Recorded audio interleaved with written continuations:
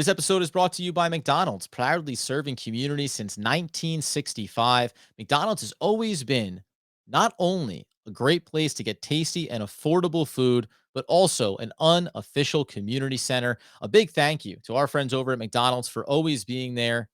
I'm loving it. And coming up on today's episode, a solo podcast for yours truly, post-game wrap-up after the road trip continues down in Orlando. Brooklyn Nets take care of the Magic in dominant fashion. James Harden getting better, stronger, faster, more efficient. But nobody's more efficient than one Kevin the Slim Reaper Durant. This dude quietly almost pitches a perfect game. We'll get into all of that, some of the impressive supporting cast along the way here, and some numbers defensively from last year to this year, and how the Nets are slowly molding into a new identity on the championship run we all assume they're about to go on. It's all coming up in a jam-packed episode. But first, theme music.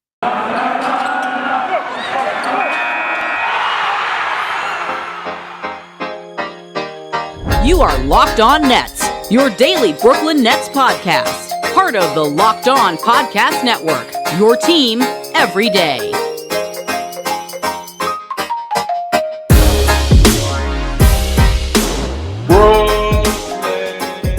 Brooklyn, yo. All right, welcome back to the Locked On Nets podcast on the Locked On Podcast Network. It's your team, the Brooklyn Nets, every single day. I am at Adam Armbrecht, covering the Brooklyn Nets here, obviously, but also the New York Football Giants on the One Giant podcast with my boy Andy Mack.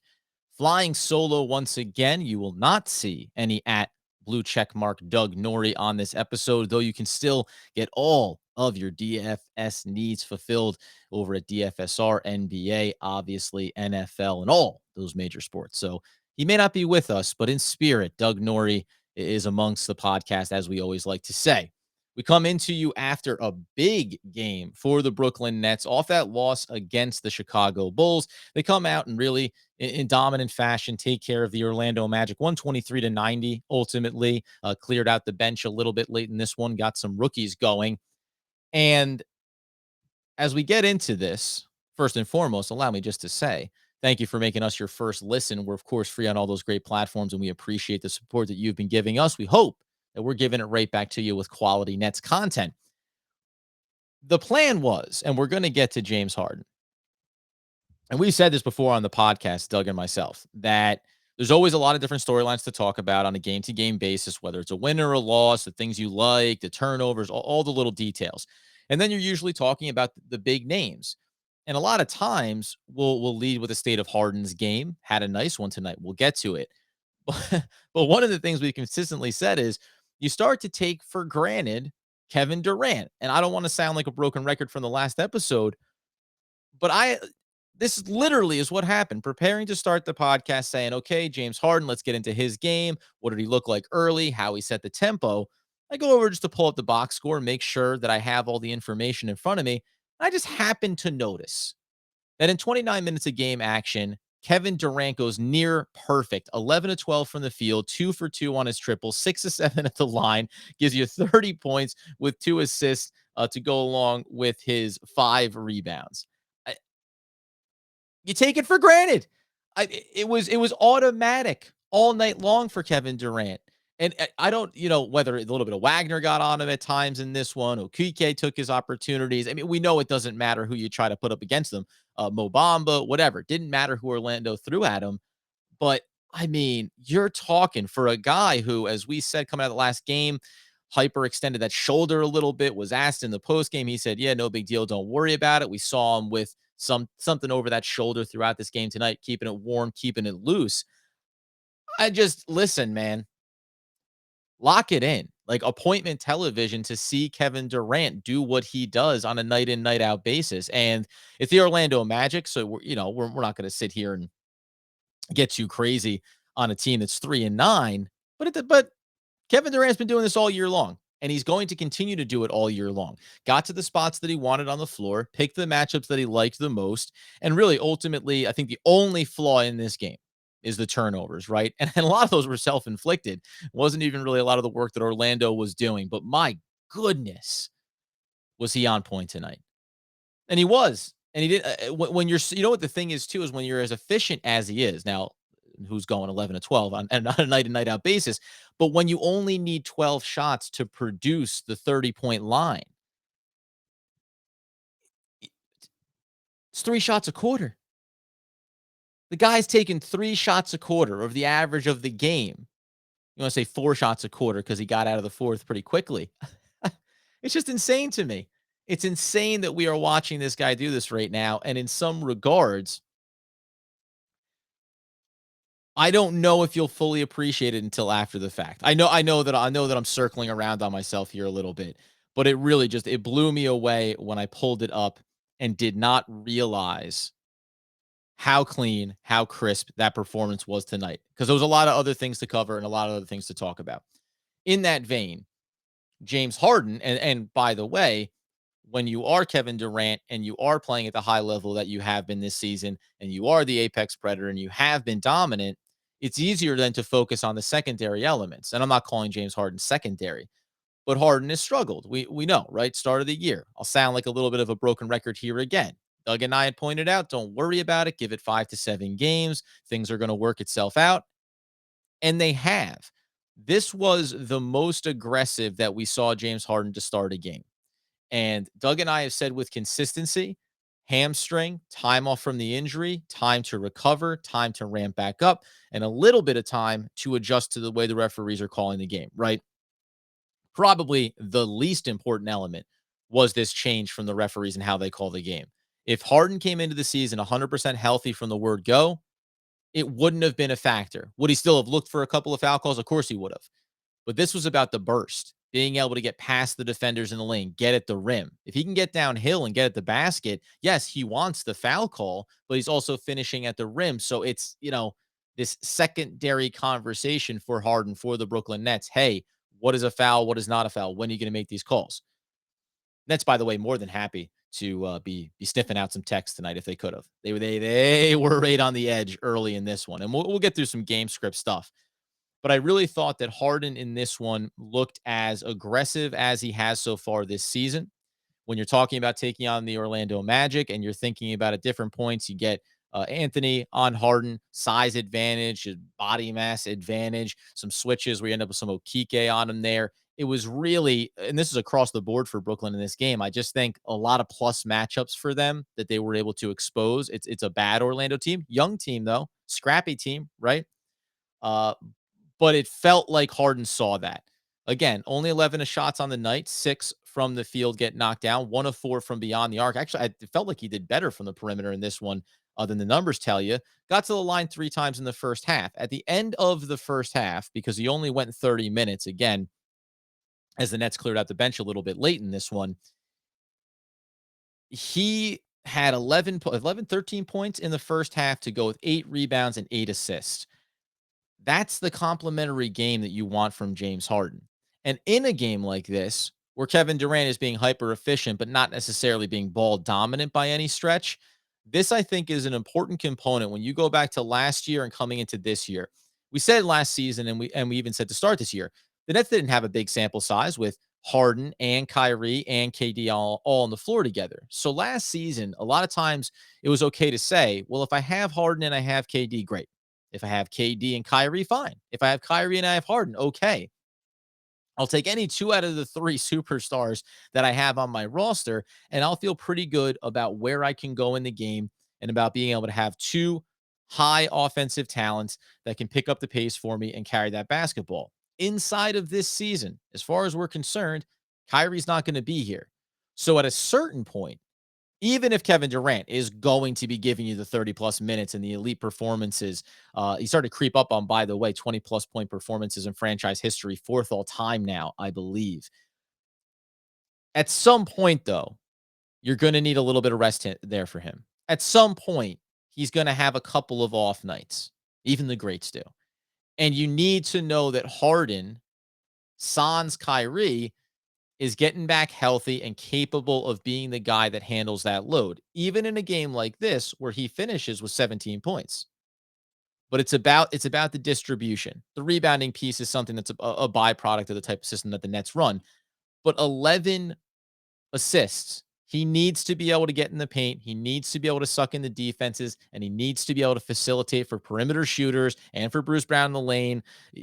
That's a part of this offense that has to be effective, because the only difference about Kevin Durant versus James Harden, not the only difference, but the big difference and why they're so important together in this team, Kevin Durant is a go anywhere, pick my spot, get to my spot, make my shot. Thanks for playing. James Harden is the one who can get everyone else involved. Other players can feast as a byproduct of everyone being focused on Kevin Durant, but James Harden looks to get people involved. And that's something, again, without Kyrie this year, that you do need a lot of from him, the facilitator, because that's one element you're down. We talk about the scoring of Kyrie, you're down a facilitator. Kyrie is one of the best passers in basketball. So you've lost him now. Getting everyone involved is very much James Harden's responsibility. And he showed that tonight. He showed that more in recent games. And it's just another check mark here along the way. And Doug and I have said also with consistency, give me 15, 20 games, and I'll start to tell you where this team is. Guess what? We're getting closer and closer to that number. We're seeing where the record is going. And we're seeing that this team is a different version of what it was from last year in a lot of ways, and also is starting to hit its stride. So that's the important piece. We said it before. We'll keep saying it time and time again. But you cannot get past the Slim Reaper doing it dirty. Those are the superstars. We're going to get into some other components here. There are a handful of guys, contributors that showed up again in this one. And we even late in the blowout time, still important. Javon Carter, Paul Millsap, DeAndre Bembry. These are guys that showed us a few things tonight that I think are worth looking at as well. And then again, I want to touch on where this team was last year in some key defensive stat categories versus where they are this year and how that impacts the way that they're going forward. But before we do that, I first got to tell you about our friends over at BetOnline. Or as you know, they're back and they're better than ever. They got an updated interface, and as this basketball season is almost now, feels like we're getting towards the quarter mark almost. We're working our way through this thing. The season is up and running, and they've got more props, odds, and lines than ever before.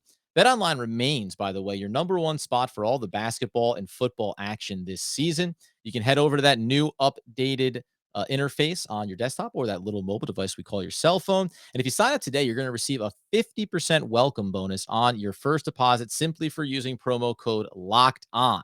It's a 50% welcome bonus on your first deposit, promo code Locked On. Whether it is the NBA action over on the NFL side, baseball season, sorry, you missed it. It's over. But you can still get NHL, boxing, UFC, and right down to your favorite Vegas casino games. Don't wait to take advantage of all the amazing offers for the 2021 season. BetOnline is the fastest and easiest way to bet on all your favorite sports. BetOnline, where the game starts. Okay, so as we turn our attention now to some of the role players in this system right now for the Brooklyn Nets, some guys that I have some curious thoughts that I kind of want to put out my hypothesis, and then we'll get Doug back in on Friday's show, get him in next week. Him and I will start to hash those things out as I need my sounding board to figure out whether my theories are on point. But this game in general, so we talk about Harden, we talk about KD, but as I said coming into it, you want to blow these teams out like Orlando. This is the piece where you played 3 games in 4 nights. We talked about the back-to-back. You close out the back end of it with a loss to Chicago. The legs are out from underneath you. You feel like if it wasn't the back-to-back, if you weren't in the middle of a road trip, you probably would have gotten that game. So you want to get your legs back underneath you and feel healthy and really dominate a team. The only knock I'll put on it early is that it just took a little bit of time. 28-23 at the end of the first quarter. Nets outscore Orlando by 7 in the second. So you are up 13, but Orlando did surge itself back. Inside of the start of that second quarter, some sloppiness, a lot of whistles getting blown along the way in this one as well. So, sometimes you hear this throughout sports is like, don't play down to your opponent. They're a bad team, right? They're a young team. They're a developing team. You should be able to dominate them. So go out and do it effectively. Now, because it was an efficient game from Kevin Durant and a solid game from James Harden, a couple of the guys that really stood out to me You got to talk about LMA, got to talk about Bembry, got to talk about Carter, got to talk about even Paul Millsap. But LaMarcus Aldridge remains. The Nets now improved, by the way, as LaMarcus Aldridge remains Mr. Automatic of the mid-range. Now 6-1 with that victory when LaMarcus Aldridge scores 10 or more points. Gave you 22 minutes in this one, gave you 9 of 16 from the field, gave you 21 points, 3 of 5 from downtown, by the way, and kicked in 8 rebounds to go along with it. LaMarcus Aldridge, and a couple of these shots came in the fourth quarter. So, take a little bit off of it if you want to, but he still had 15, 16, 17 points that were quality points, part of the winning process. Had the most shots in this game for the Brooklyn Nets.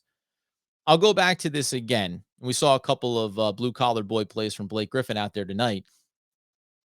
I understand where the Nets are in terms of the rotations, and we all agree that Bruce Brown is quality, but I do think so. In a game like this, you can afford to have Blake Griffin out there, to have Bruce Brown out there in the starting lineup, along with Durant and Harden and Harris.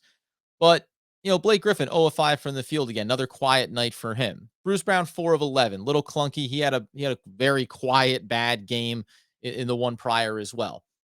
It's okay against Orlando because they're a bad team. But against some of the better teams, when you need to be playing consistently on both ends of the floor, this is, again, where I'll come back to that element. I think LaMarcus Aldridge in the starting lineup still remains the answer long term because he gives you the offensive component to this. And I think in a season where you don't have Kyrie, you have to set yourself up to be as offensive forward to start, knowing that you now have a lot of these defensive elements that you can lean on. So taking Blake Griffin out of the starting rotation and putting LaMarcus Aldridge in there, a little bit more firepower, a little bit more mid-range work there, obviously. And you can still keep Bruce Brown in there if you want to work those pick and rolls along with James Harden. So you still keep some of the athleticism inside of the paint, but you also provide yourself with another consistent offensive threat that defenses have to respect. Now, how much space do you need to open up for Kevin Durant? Not much. Or how much other threats do you need to have around James Harden? Maybe not many. But I still think that getting off it offensively strong is what the Nets need to be leaning into. And Aldridge continues to show you with consistency here. 22 minutes, highly efficient. Now, is he going to do this all season long? At this point, you want to say, well, he has to because he's been doing it. There's nothing else really to say here. The guy is a machine. He's not going to hit these numbers all year long. However, it still is, I think, a better tempo setter. Now, the Nets have been hanging their hat on the defensive side of things, and that's why Blake Griffin is in there. And then you have the defensive versatility of a Bruce Brown. The other thing I will say, though, is even including Bruce Brown, because I'm going to kind of touch on a couple of these guys. DeAndre Bembry showed you some extra things now on the offensive side tonight. Some of this stuff, again, comes in a little bit of the garbage time, but over 18 minutes, 4 of 5, 3 for 3 from downtown. Right now, as of this moment in this game where Bruce Brown only took 1 3-pointer, he's hitting basically the same percentage that he did last year from beyond the arc. Doesn't mean he can't improve, and that's just under 30%. But as it stands right now, an area that he said he was working on in the offseason, I'm sure maybe it'll come along, but it's not quite there yet. So now if you're going to tell me that Bembry is capable of hitting some 3-pointers as well, now you can start to think about what is the best version and combination. Go back to last episode. Doug and I talked about it. Bembry, LMA, some of the best net rating lineups for the Brooklyn Nets. 4-man rotations, broke it down to 3 at one point to see how that fleshed itself out. I do start to wonder, where is that balance? We talk about the ceremony of who starts the game. It can be Blake Griffin, but you got to make sure that you get a big minute share for Aldridge. It can be Bruce Brown, but I think there's going to come a point here. We haven't seen a lot of the 2-man game yet between, say, Bembry and Harden and what that could look like. But if he can start to do some of that, then shifting, say, out Griffin, bringing in Aldridge. Now, if Bruce Brown starts, but first man in is going to be Bembry, put him into the mix there. Now you have another strong defensive element and an additional perimeter threat. Flip it the other way. Leave Blake in when Bruce is the first to come out, as I think it was tonight. And Bembry, it was Aldridge came in first for Griffin. The prior game, it was Bembry who came in first for Brown. So these are the kind of buttons that Steve Nash can start to push, and it makes them a very dangerous team, very consistent team as well. Excuse me as I make a bit of a ruckus. The other couple guys that I just wanted to touch on briefly because it's worth noting, and I'll get to them actually in a minute here because I don't want to shortchange them. But what I like about this game is efficiency from your stars, and then all the role players basically carry their weight, right? Blake Griffin didn't have a good game, but he did some nice things defensively. And listen, when you can hang your proverbial hard hat on that night in, night out, it means you at least do give yourself some value. Joe Harris, relatively quiet in 26 minutes. These things are all skewed. You got to look at them as like 3/4 worth, slightly more than that from a number standpoint. But he was efficient, 3 of 5 from the field, 3 of 4 from downtown. So the starters all do essentially what you need them to. You want Brown to be a little bit better, although gave you 3 steals in this one as well. So again, the defensive component that these guys bring to it, but it's the bench players and the role players that I think really shine throughout the important points of this game and then into the third quarter and garbage time as well. We'll get into that in just 1 second as we again remind you we appreciate you making us your first listen every single day. We are, of course, free on all those fantastic platforms, and we like to call it a symbiotic relationship. We get the listens from you and the subscriptions and the support, and we hope to provide you with an entertaining and insightful podcast and a YouTube cast about the Brooklyn Nets. So thank you. Continue. We love it. And speaking of things that I love, McDonald's. Today's episode, by the way, is brought to you by McDonald's, and they've been proudly serving communities since 1965. McDonald's has always been more than just a place to get good, tasty, great tasty food at affordable prices. It's also the place where friends and family can come to reconnect.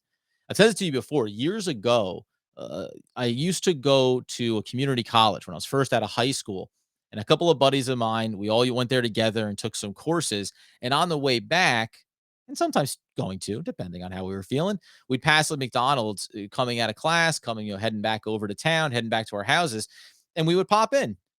Now, listen, will I tell you that we spent a lot of time talking about the work that we did that day? Of course not. But we would grab a couple of hot apple pies, sit down in the corner, have a couple laughs, talk about what we're going to get into that weekend, maybe pass a few notes around from the previous lecture. But it was a fun thing that we got to do, and it kind of came over our tradition, the thing that we always looked forward to doing, coming and going, whatever it was, and it was nice. And that's really what McDonald's is about. Whether you're finishing up, coming back from your kid's little league game, you're on a long road trip, that's the great time to stop in there because you know you're going to get something tasty that sustains you, gives you a little bit of warmth in the old belly. You head over to your local McDonald's to refuel and reconnect. At the end of the day, you know what it's about. I'm loving it. You're loving it. Ba-da-ba-ba-ba. McDonald's. All right. So the thing that I wanted to get to here, as far as we touched on Bembry a little bit there, but as far as Javon Carter and then Paul Millsap, they said it on the broadcast tonight. You had Ian Eagle and Sarah Kustok doing a great job with it. Javon Carter gives you 22 minutes, goes 4 of 9, 2 of 5 from beyond the arc, and 10 points. Also gave you 5 assists as well, and a few rebounds to go along with it. The only reason why I'm bringing it up is because it's important to get a guy like him into the flow because you're going to need him at some point. And I bring it up specifically connected to what we've seen the last couple of games from Bruce Brown. It's not a knock on him. It's the same way with Joe Harris. Everybody gets a long leash for us. Nobody is going to give us a 2-game sample size at the start of the year where you're not knocking down triples and we say, well, obviously Joe Harris was a waste of time and a waste of money. It's not the way that it works. Sample sizes are too good for these players to write them off. But for Bruce Brown, what is important is to have other options to give Bruce a little bit of a reprieve from needing to execute so efficiently and effectively in the key areas of his game. Now, it's not a like for like here when we talk about Javon Carter, but he's at the guard position. You can bring him in. You can give Patty Mills a spell. You can give Brown a spell, and he can do a couple of things. And they mentioned on the broadcast that this guy, the game that we've seen so far from him, or lack thereof, that's not what you're going to get from him ultimately. So it was nice to see him get himself going a little bit. The other player is Millsap. This is the first game. Knocked down only one of his 3 triples. Had an assist in this one. Had a couple of rebounds. Only gave you 5 points. I'm not going to go too deep on this, but the bottom line is it was also important to see him look like he had some identity out there on the court. Because as it stands right now, Nicholas Claxton back with the team after the illness that he was away from a while with. Looks like he's going to ramp back up. They'll get him back out there. But in the meantime, we mentioned this last episode, Paul Millsap needs or supposed to have a role here, right? He's supposed to be the like for like with Blake Griffin. And then whatever you think you're going to use Nick Claxton for, but it was supposed to be this room of guys. We said at the start of the year, 3 older veteran players like LMA, Griffin, and Millsap to help create this minute share. And then a little sprinkle of Claxton, maybe some garbage time minutes for Sharp. And that's how you're going to go along here. You're going to need some inning eaters throughout the season. And if Millsap isn't going to have a role, then it's getting dangerously close to saying, are the Nets lacking something? Or are they going to shift a little bit in the mentality and approach to this season? That can be a part of it too. That's fine. But I just thought, nice little positive game from Millsap. Pick it up, put it in your pocket, and feel pretty good about it.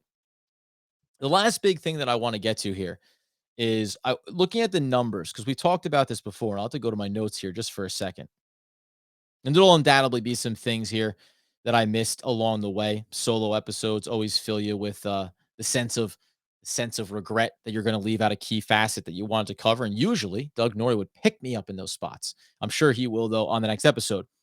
So here's the deal. We talked about how where the Nets are, stronger defensive team. They struggled a little bit, obviously, on the offensive side of the ball just to find their rhythm.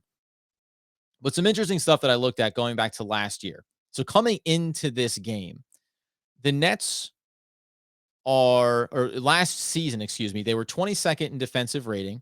They were 5th in defensive rebounds, but 23rd in defensive rebound percentage. So key little stipulation there about being good in defensive rebounds, but not on percentages. It just means, as we talked about before, this element of allowing second chance opportunities. So if you allow more offensive opportunities, well, there's more opportunities for you to get defensive rebounds as well.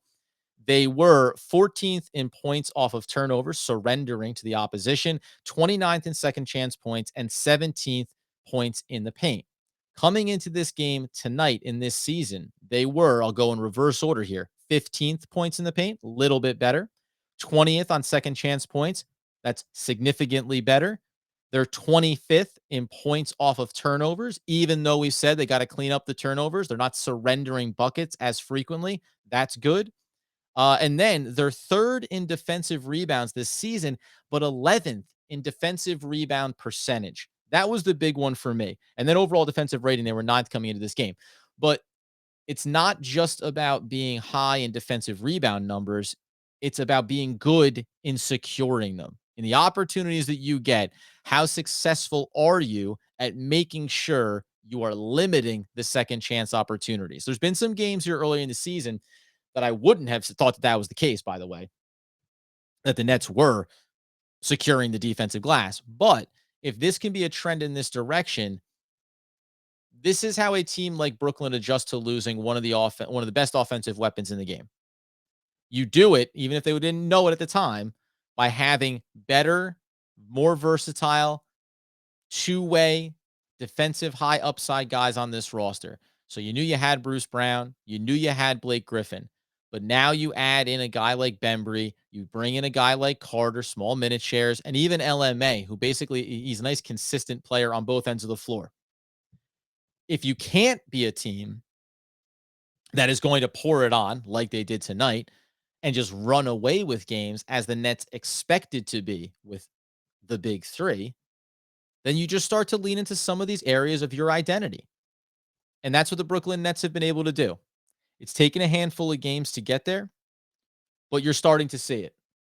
And some of these things are silly, like the blue collar boys, but what isn't silly is the fact that when Blake Griffin takes the charge and he gets up and goes to put on his boots and pull down the hard hat, Joe Harris is coming over to help secure the hard hat.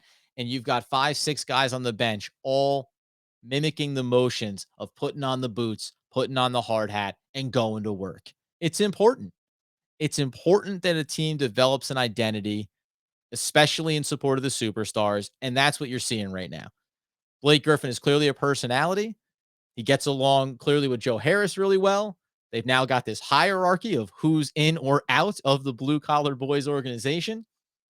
And tragically, by the way, Ian Eagle may have had a bit of a faux pas on tonight's broadcast. The guy's brilliant, Hall of Fame broadcaster, excellence across the board. But he did say that the Blue Collar Boys have a bit of a boy band ring down in O-Town, Orlando. And Sarah Kustok was quick to jump on him and say that's not a great association to make here, right? We're talking about grit. We're talking about hustle. We're talking about doing the little things. I don't know if boy band was the association that Blake Griffin and Joe Harris had at the time of its infancy, but who knows? Maybe they mix in a bit of dance numbers, get a couple nice routines going. Could be a fun thing for everybody. End of the day, dominant win for the Brooklyn Nets. We like that. And they'll be moving on in their upcoming matchup to take on Friday night. They're going to get the Pelicans. On Sunday, they'll be on the road to finish the road trip before they come back for what will be a really good one.